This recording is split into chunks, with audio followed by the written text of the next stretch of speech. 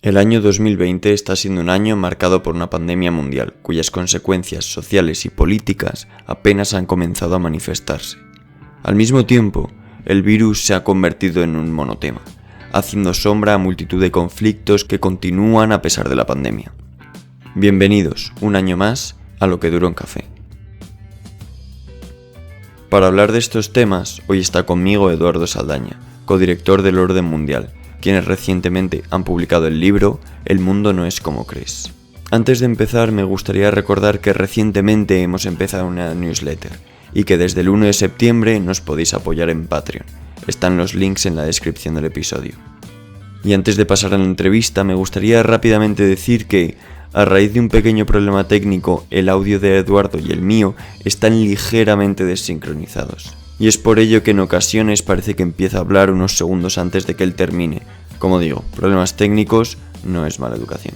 Y una vez dicho esto, hablemos, que falta nos hace.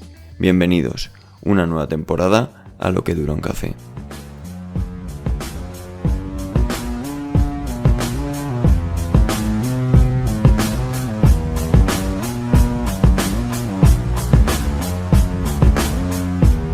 Eduardo Saldaña, bienvenido a Lo que Dura un Café. La última vez que estuvimos hablando aquí en Lo que Dura un Café contigo es junio de 2019, hace un año y un poquito, y el mundo ha cambiado bastante desde entonces, ¿no? Totalmente. ¿Quién nos iba a decir que íbamos a sobrevivir a una Claro, pandemia? o sea, al final el mundo, Bueno, digamos, internacional siempre está en constante movimiento, pero lo de una pandemia mundial que ha tenido al mundo en vilo, en jaque, no nos lo podíamos esperar, ¿no? Es imposible realmente hacer un resumen del 2020 sin hablar del COVID, pero tampoco me quiero centrar demasiado en ello porque todo lo que se puede decir está dicho y redicho sobre el COVID, pero tú como experto en geopolítica me gustaría hablar sobre si piensas que una vez pasado el COVID, si asumimos que una vacuna llega a toda la normalidad, ¿va a haber consecuencias geopolíticas a medio plazo y largo plazo una vez superada la crisis? ¿O va a ser un interludio en la historia de un momento de crisis y luego volveremos a una especie de normalidad previa a la que teníamos antes? no, yo no creo que vayamos a volver a una normalidad. O sea, creo que sí hay unos cambios que no sé si habrían sido tan acentuados que se van a producir. Por ejemplo, a mí algo que me llama la atención por cómo ha cambiado incluso en estos 6-8 meses de pandemia es la actitud de una Europa hacia China, por ejemplo. Que al principio hubo un aperturismo y hemos visto que en estos últimos 2 meses la visión europea de cómo es China está cambiando. Y sobre todo está cambiando en espectros políticos que yo no creía que pudiera cambiar. O sea, de repente te encuentras conservadores en el Parlamento Europeo apoyando medidas de presión a China junto a los verdes, ¿sabes? Entonces creo que o esa nueva industrialización europea no se habría acelerado tanto, a lo mejor Europa no se habría dado cuenta de la necesidad que tiene, o el debate sobre el debate fiscal europeo. Entonces todo sí que creo que va a haber cambios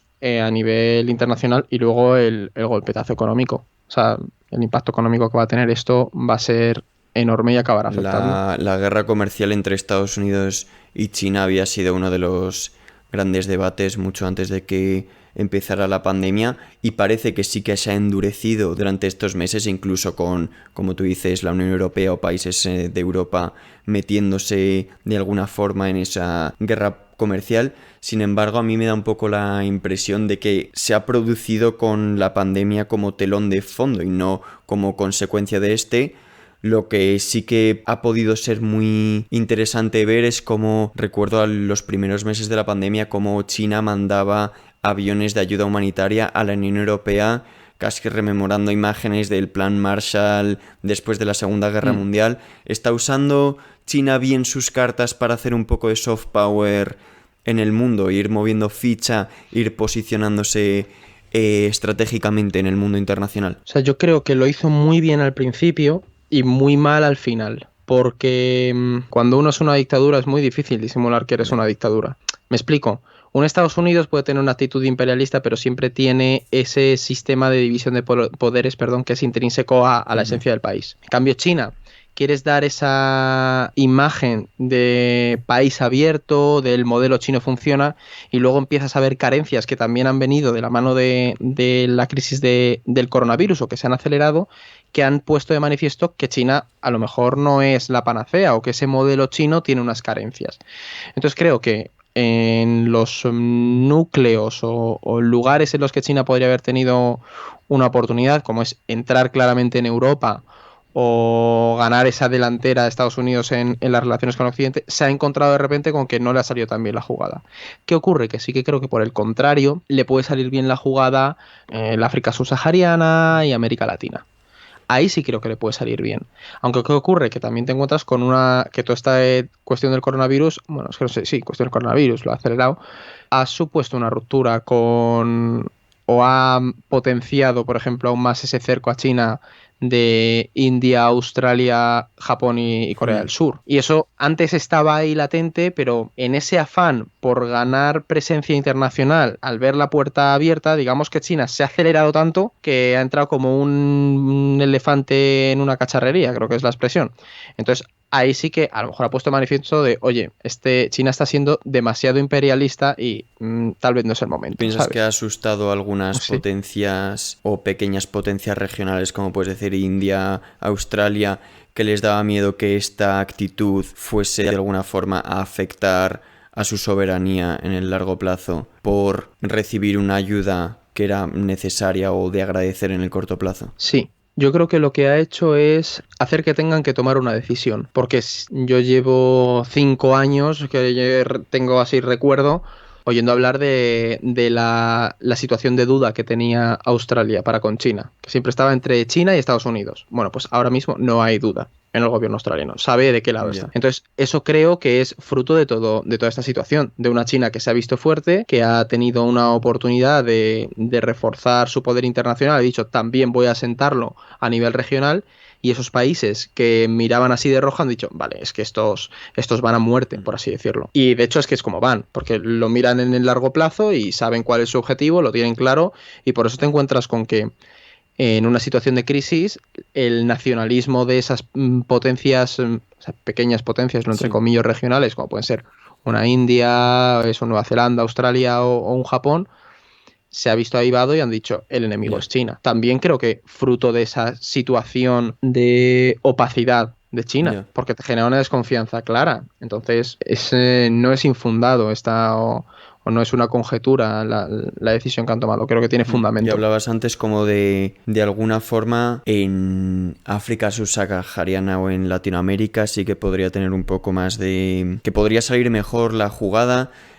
A principio de la pandemia, si no recuerdo mal, China decidió condonar la deuda a países de África subsahariana que están tremendamente endeudados con China. Además, no sé hasta qué punto eso se ha cumplido todavía, no sé hasta qué punto se han acordado condiciones de luego tal, porque con estas cosas nunca se sabe. Al final el titular es uno y sigue siendo un país expandiéndose por el mundo, ¿no? Estamos llegando a un punto en el que esta crisis del COVID está acelerando un conflicto inevitable entre Estados Unidos y China del que ya se lleva hablando décadas. Yo creo que en el tema de la deuda con el África subsahariana, China tiene un marrón de proporciones inimaginables, porque no se ha enfrentado nunca a una crisis de la deuda. Y eso es algo que va de la mano de ser una potencia, el saber cómo lidiar con eso. Y creo que más tarde o más temprano, sobre todo con el golpetazo que va a haber con el coronavirus, China a lo mejor se encuentra con la situación de impagos. Y quiero ver cómo lidia con eso.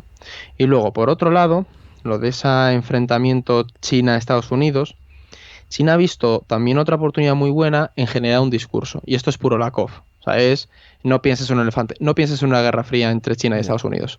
Está todo el mundo hablando de una guerra fría entre China y Estados Unidos, que bien es cierto que hay una lucha entre las dos potencias, pero en el momento en el que tú lo enmarcas en una guerra fría, todo se ve desde esa posición. No hay otra potencia, no hay otro equilibrio. Entonces se pierde esa idea que yo creo que lo comentamos la vez anterior, de que estamos en un mundo multipolar unilateral. Es decir, tú ahora mismo estamos en un mundo de muchísimos polos y que cada uno va a su bola. Y estamos tendiendo a eso. Pero en el momento en el que China impone esa idea de guerra fría, tú tienes que elegir un bando.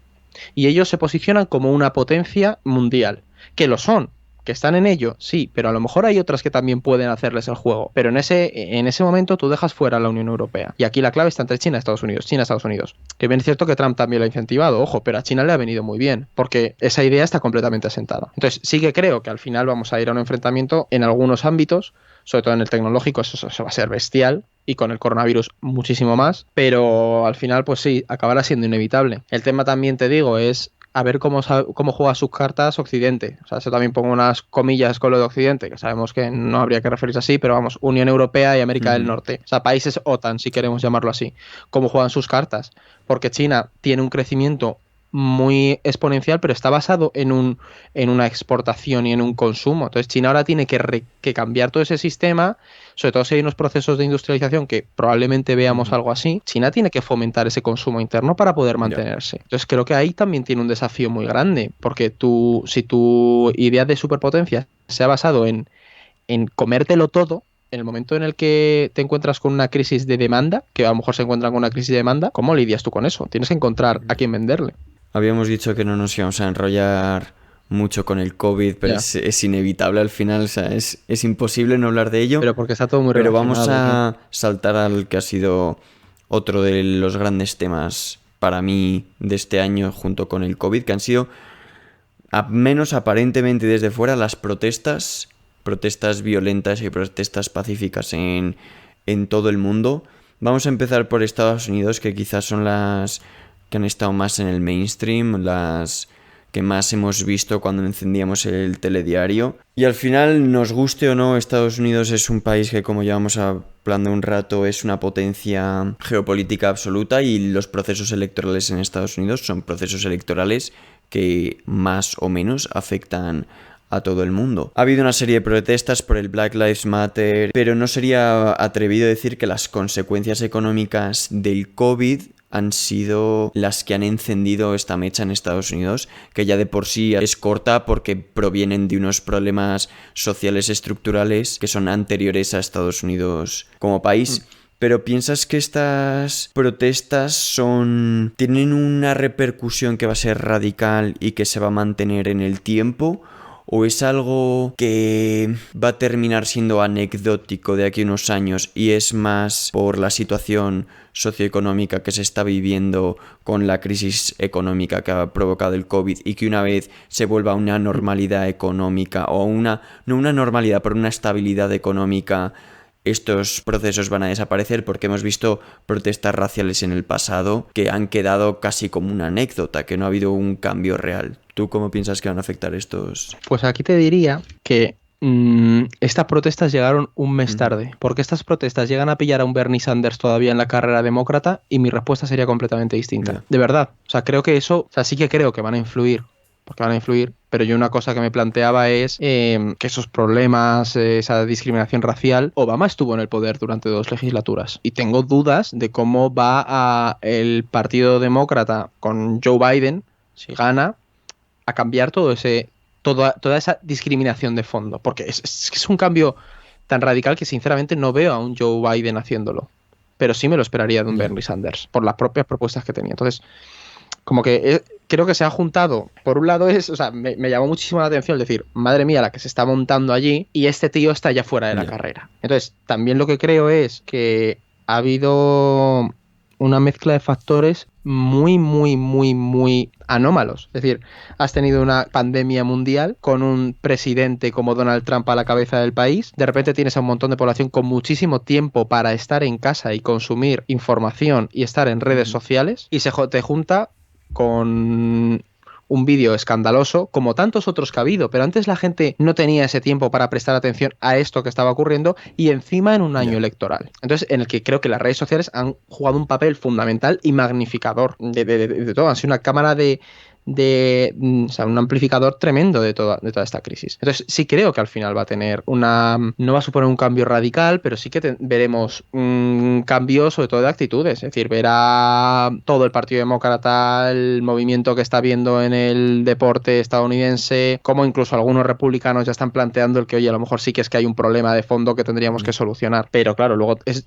Joe Biden, ¿sabes? Que gusta bastante a algún sector republicano que dice, bueno, pues antes que Donald Trump, pues pues que se meta Joe Biden. Entonces sí que creo que un problema que van a tener los demócratas es cómo van a canalizar toda esa ira que hay ahora mismo en las calles. Sinceramente te lo digo, me parece muy, muy, muy complejo. O sea, ¿qué solución das a ¿Piensas eso? que de alguna forma el pequeño rayo de esperanza que puede traer para algunos un presidente demócrata y el previsible fracaso de que mejoren las condiciones de vida y las condiciones materiales de estas personas que al final se están mostrando su ira y su hartazgo con el sistema a raíz de ver sus aspiraciones frustradas por el propio sistema, que este pequeño rayo de esperanza no funcione y digan no hay nada que funcione en este sistema que tenemos delante, a tomar por culo con todo? ¿Qué es ese a tomar por culo con todo? Es que esa es Ya. mi pregunta, ¿sabes? Es que claro, te lo planteas y dices, bueno, pues sí, es que un a tomar por culo con todo es cambiar prácticamente la estructura sobre la que se ha construido un Ya, país. ya. Un país fundamentalmente competitivo, que cree en el libre mercado.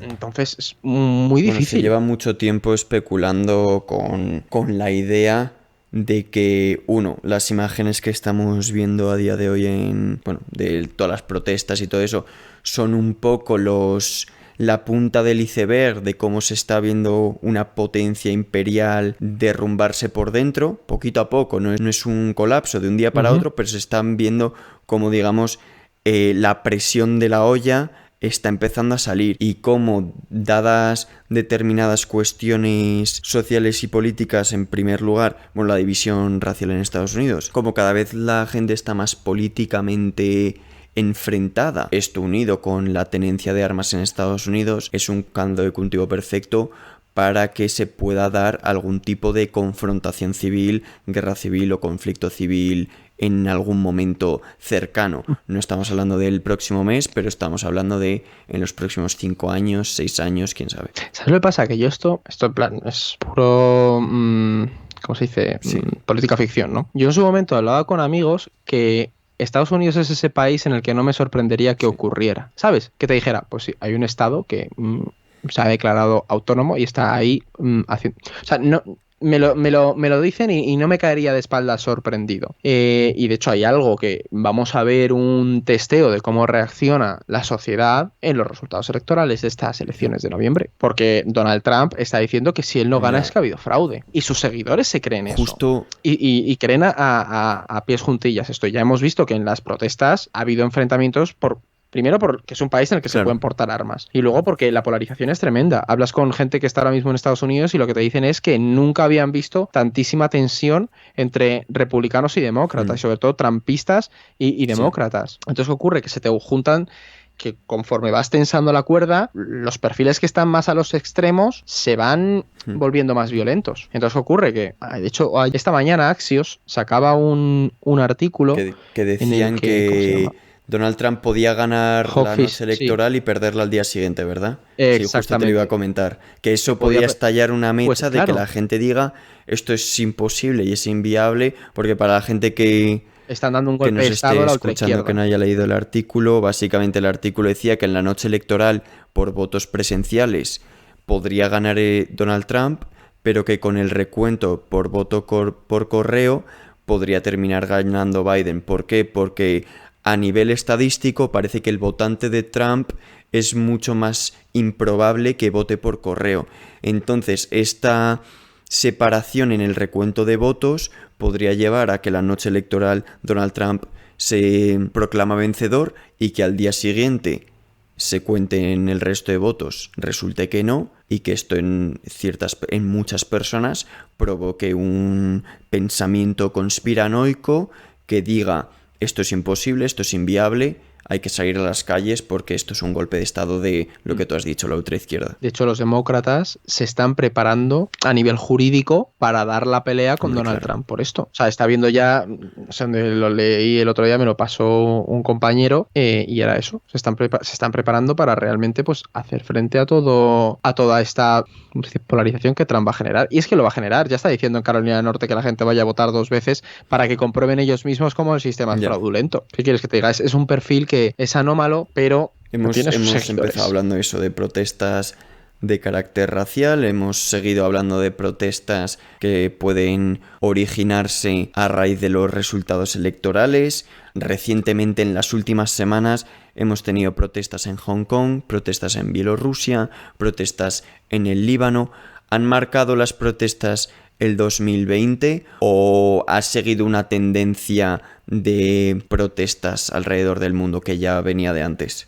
Yo creo que ha seguido una tendencia. De hecho, tú sabrás y recordarás bien Rumanía el año pasado. En Rumanía hubo un montón de manifestaciones en América Latina. Fue el 2019, creo que será recordado como uno de los años de las protestas en América Latina. Entonces creo que ha habido una tendencia que ya estaba de fondo con unos países en los que se prometía una democracia o se daba una imagen de democracia y realmente no la ha habido. Y eso genera frustración.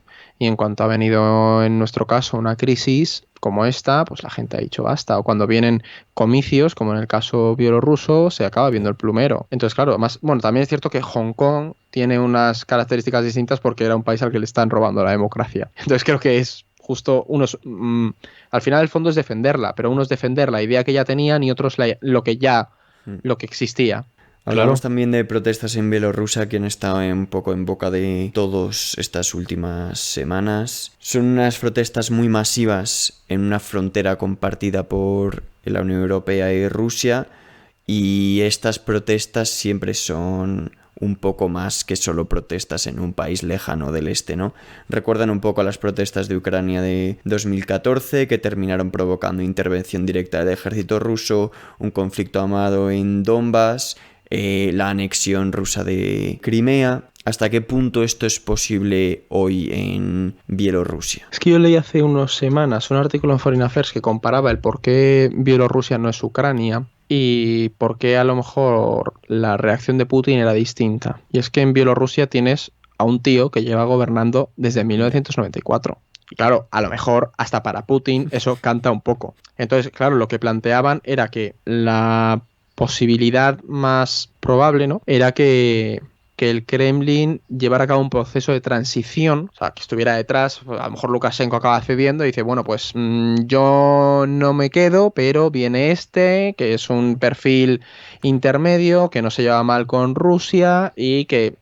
Entonces, creo que hasta Putin puede llegar a comprender las manifestaciones que hay en la calle. Pero ¿qué ocurre? Que Lukashenko ha jugado muy en sus cartas. O sea, a mí me ha gustado mucho cómo era un tío que hace un año y medio estaba intentando alejarse de la influencia de Putin para jugar a esa que sí que no, que me acerco a Europa, que no me acerco, y de repente cuando ha estallado todo ha metido completamente a Rusia porque le favorece mucho ese juego de esto es una injerencia de la OTAN para desestabilizarnos y echarme el poder porque soy el único que defiende los valores de Bielorrusia y demás. Entonces ahí creo que Putin al final pues se ha visto arrastrado y sabe que a nivel de imagen interna no puede permitir no ser quien corte el bacalao. Para la persona que no está todo el día con el ojo puesto en estos procesos internacionales, para el que no se dedica a ello, yo creo que puede llegar a sorprender cómo de pronto no has escuchado nada de Bielorrusia en años, o si has escuchado algo de Bielorrusia o de política bielorrusa en tu vida y de repente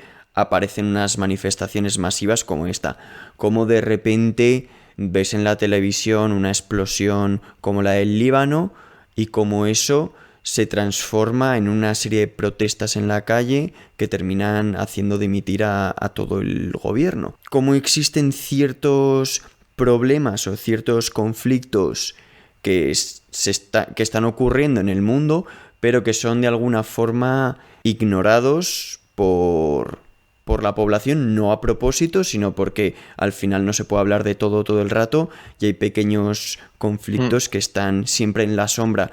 ¿Se te ocurren a ti conflictos que hayan ocurrido o problemas o eventos que hayan ocurrido durante este año o que lleven ocurriendo años, incluido este año, que hayan pasado un poco por debajo del radar para la mayoría de gente?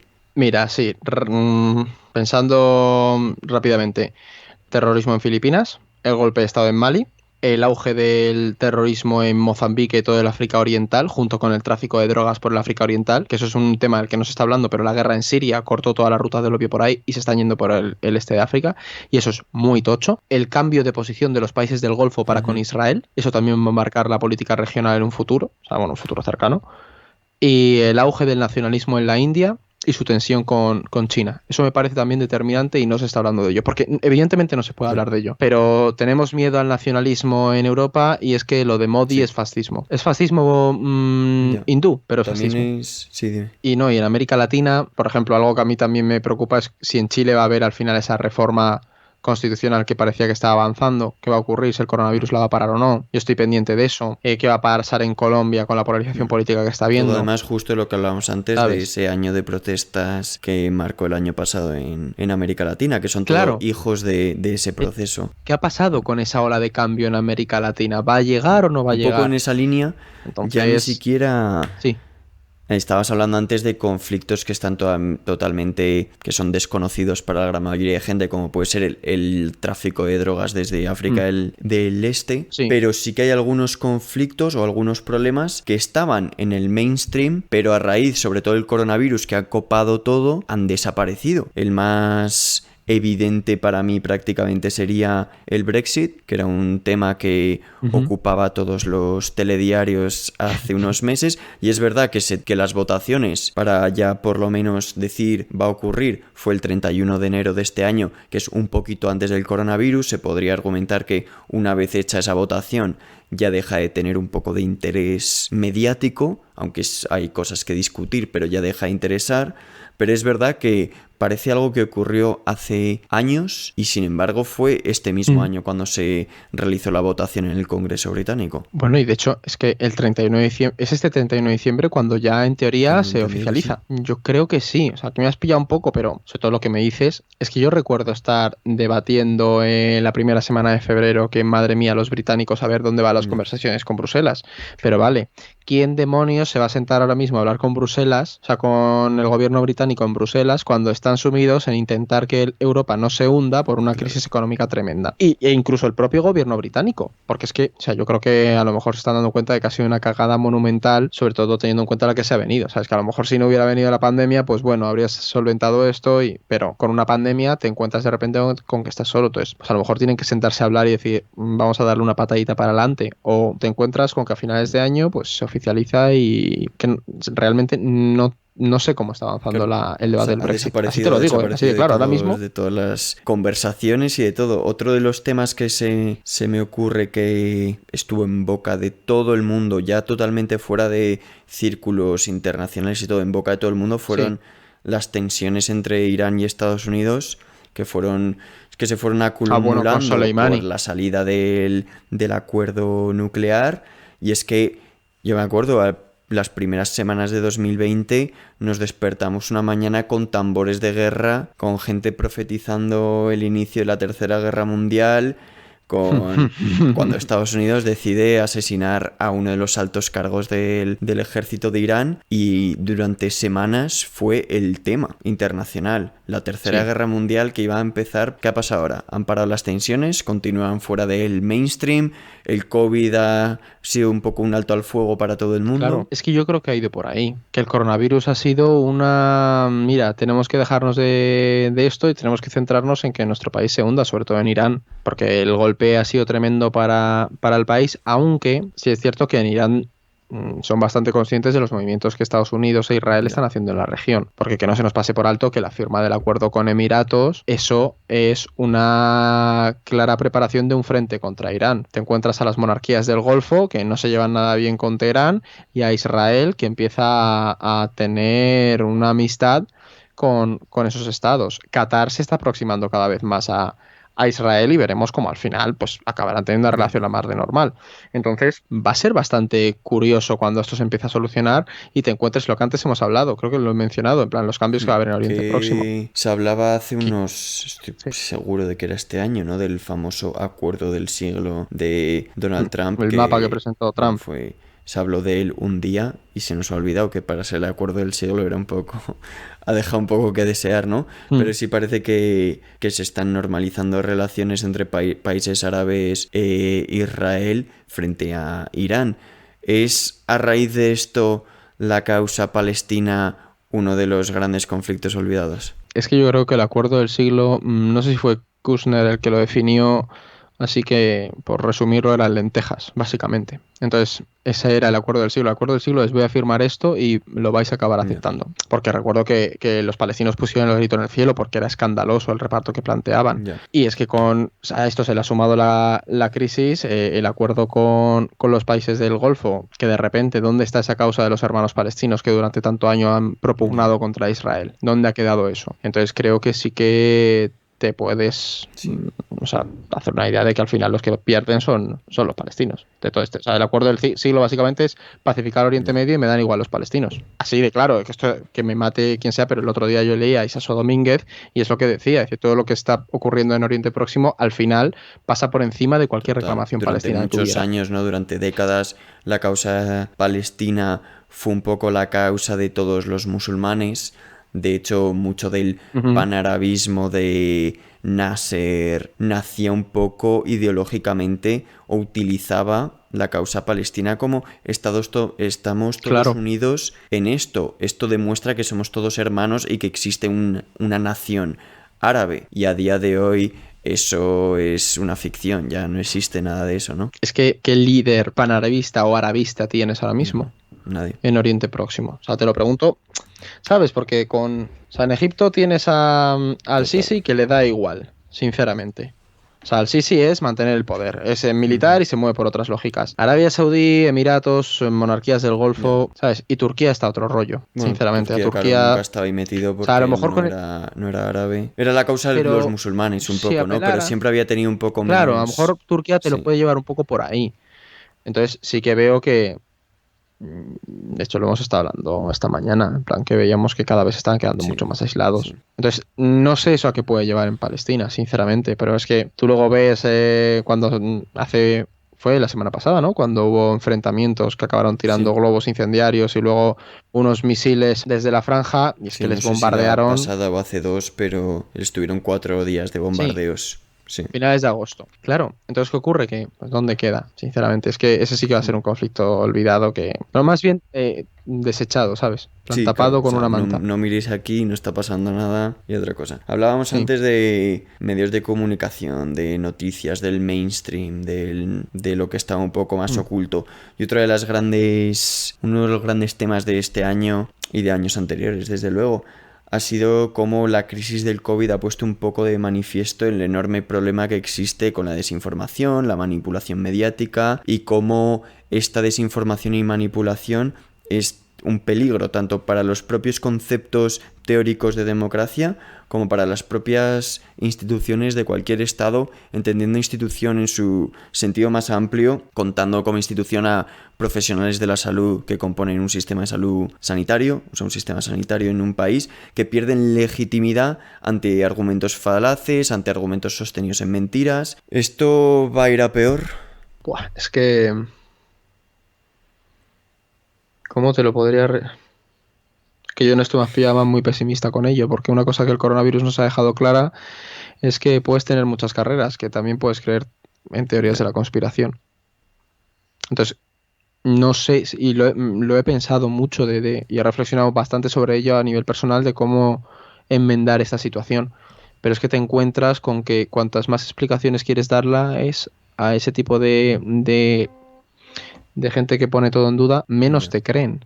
Entonces creo que las redes sociales también influyen mucho, porque esto siempre ha existido, vale, siempre ha existido, sí, siempre ha existido, pero a lo mejor antes yo no tenía la posibilidad de llegar a tanta desinformación como ahora. Y yo a lo mejor pues era un individuo que dudaba un poquito más si la Tierra era plana, pero en otras cosas pues sí que lo creía. Entonces a nivel personal nunca llegaba a tener un grupo de gente que apoyara mi teoría de que la Tierra es plana porque no tenía conexión con ellos. Pero es que ahora mismo puedes estar hablando desde España con Ecuador y a lo mejor ahí de repente se han juntado 20 personas con otros mexicanos que creen como tú en que la Tierra es plana. Me explico, entonces es un desafío tremendo y lo que el coronavirus ha dejado claro es que puede ser un peligro a la salud pública. De lo más preocupante que veo en este sentido es como mucha gente que no cumple este perfil conspiranoico cada vez tiene más dificultades en diferenciar o discernir información veraz de la que no es veraz. He visto mucha gente que no entra dentro de esta personalidad conspiranoica diciendo es que al final yo no entiendo, no sé cuál es la verdad sobre la mascarilla. ¿La tengo que llevar? ¿No la tengo que llevar? ¿Es bueno? ¿Es malo? Tal. Dice, es que si no tengo la información yo porque soy experto en este tema, confío en informaciones de otro. Y al recibir tanta información que se contradice, es verdaderamente difícil saber cuál es la verdad. Y ahí está el gran peligro de esta dinámica de desinformación, fake news y demás. Y algo que también ha provocado esto, o sea, es que al final la pandemia ha tenido muchísima influencia en todo lo que estamos hablando y es imposible no mencionarla. Pero claro, la pandemia es algo a lo que ningún gobierno, es algo que ningún gobierno sabía cómo enfrentar. Entonces, eso ha dado pie a informaciones contradictorias, como es normal cuando te enfrentas a lo desconocido. ¿Qué ocurre? Que se han dado esas informaciones contradictorias en un momento en el que se estaba poniendo en tela de juicio al orden establecido y a las figuras que tenían legitimidad tradicional, a ese establishment, desde el establishment político al académico, al sanitario en este caso. Entonces, claro, en cuanto te enfrentas a algo desconocido y vas dando información y vas aplicando medidas que a lo mejor aplicas una, pero la otra contradice, porque oye, te estás enfrentando a algo muy dinámico. Eso, una persona coherente y cabal puede llegar a comprenderlo, aunque le moleste, pero una persona que ya lo ponía en duda, lo que tiende a pensar es que todo esto es una conspiración. Sobre todo porque como se enfrenta a algo desconocido, porque esta pandemia ha sido desconocida para nuestras generaciones, ese mundo de la seguridad de repente se ha acabado. Tienes algo que no llegas a ver, que no puedes comprender. Te aferras a esa idea sencilla de esto es una conspiración. No puede estar pasando. Y buscas esa. Entonces creo que también ha ocurrido eso. Porque enfrentarse a lo desconocido tiene contradicciones. Y claro, que alguien que ya te ponía en duda acepte que tú vas a darle informaciones contradictorias, pues por una cuestión de puro desconocimiento. Te dice, tú no eres tan listo. Pues mira lo que me estás diciendo. Un poco hablando de este tema de desinformación y sesgos ideológicos y todo, habéis escrito hace poco, o habéis publicado hace poco, un libro en El Orden Mundial sobre precisamente cómo en muchos aspectos el mundo no es como la gran mayoría de gente cree. ¿Qué buscáis un poco con este libro? Pues mira, si te soy sincero, derribar ideas preconcebidas que se tenían, por dos motivos. Uno es que el mundo internacional está a veces tan alejado, porque es un campo que está muy dominado por la academia, en el que es fácil hacer generalizaciones indebidas y jugar con ese misticismo y esas ideas de lo complejo y lo oculto, cuando al final la realidad del mundo es mucho más sencilla. Todos hacemos caca, todos nos tiramos pedos y a todos, a gran mayoría, le gustan las patatas fritas. Entonces hay cosas que se pueden explicar de una manera sencilla y hay cosas que a lo mejor tienen una explicación compleja porque son una multitud de factores, pero realmente se pueden explicar. Solo que si te enrollas y juegas con ese secretismo, pues la gente acaba perdiéndose. Entonces la idea era, vamos a acercar a la gente la realidad internacional con temas que les toquen, que les sean cercanos. Entonces es muy, muy divulgativo y la aspiración nuestra era esa. Y sobre todo porque realmente hay mucha desinformación, por así decirlo, girando en torno a esto. Entonces tienes datos, puedes dar contexto, puedes explicarlo, vamos a hacerlo atractivo. Y era la idea que había de fondo con el libro, coger 50 cuestiones que están en la realidad de todos, que todos alguna vez hemos escuchado, y vamos a explicar por qué esa idea que tenemos, por ejemplo, que eso creo que lo hablamos en su momento tú y yo, irte de voluntariado no es siempre la mejor manera de ayudar, irte a un país africano o asiático a ayudar allí. Pues mira, eso genera unas dinámicas de dependencia muy grandes, pues todo eso se lo puedes explicar a la gente. Entonces son cosas bastante sencillas, bueno, son complejas a lo mejor de comprender a bote pronto, pero se pueden explicar de una manera sencilla y adecuada. Y al final, en cuanto despiertas el interés de la gente y les haces ver que a veces las cosas no son tan complejas y tan abstractas y que ellos tienen la capacidad de reflexionar para llegar a esas conclusiones, pues joder, la gente empieza a interesarse. Y la clave es eso, no caer en teorías de la conspiración, porque nuestro campo de conocimiento, sobre todo en la divulgación, da mucho pie a esas teorías, ¿eh? Y eso es algo que la academia tiene que aprender a combatir. Como estamos hablando de libros, vamos a ir terminando. Como bien sabes, la última vez que estuviste aquí, todos los episodios terminan con el invitado o la invitada recomendando 2 o 3 libros sobre el tema tratado, pero como hoy hemos hablado un poco de todo, te voy a pedir que recomiendes 2 o 3 libros que hayas leído últimamente, que te hayan gustado en especial, así unas recomendaciones de lectura en líneas generales para nuestros oyentes. Pues bueno, uno es Anatomía del fascismo, que me gustó mucho, porque es una mirada a cómo surgieron los movimientos fascistas y hay bastantes cosas que se asemejan a la actualidad, pero muchísimas. O sea, dices, estamos viendo un proceso que ya hemos vivido. O sea, no sé si exactamente igual, pero sí que hay patrones y elementos que coinciden, porque estamos en una época de crisis social, crisis intelectual, ideológica, entonces se junta esa pseudodecadencia, ¿no? Por así. Me gustó bastante, muy bien explicado. Eso lo vi un poco más sesudo. Y luego otro y es el de Bolívar, que este lo edita Debate. No sé quién es la autora, o sea, no sé, lo tengo por aquí, no sé cómo se llama. Pero bueno, sí. Es Simón Bolívar. Es básicamente una biografía de Bolívar. A ver, sí es cierto que hay gente que ha sido crítico con el libro, pero te acerca mucho a una figura que ha sido muy politizada. Y es algo que yo descubrí cuando estuve en Panamá, la diferencia entre el bolivarismo y el bolivarianismo. Entonces uno es el espíritu de Bolívar, de esa unidad de la Gran Colombia, de la independencia, y luego es la instrumentalización política por parte de la izquierda latinoamericana de la figura de Bolívar. Entonces acercarte a él a mí me ha gustado mucho. A mí me ha resultado entretenido, cómo vino a España, esa conexión con España y todo su movimiento en Panamá, Colombia y Venezuela, y me ha gustado bastante. Y luego otro que lo voy a recomendar porque me lo releí el año pasado es el de la banda de la Tenaza, de Monkey Wrench Gang, que no sé si has oído hablar de él.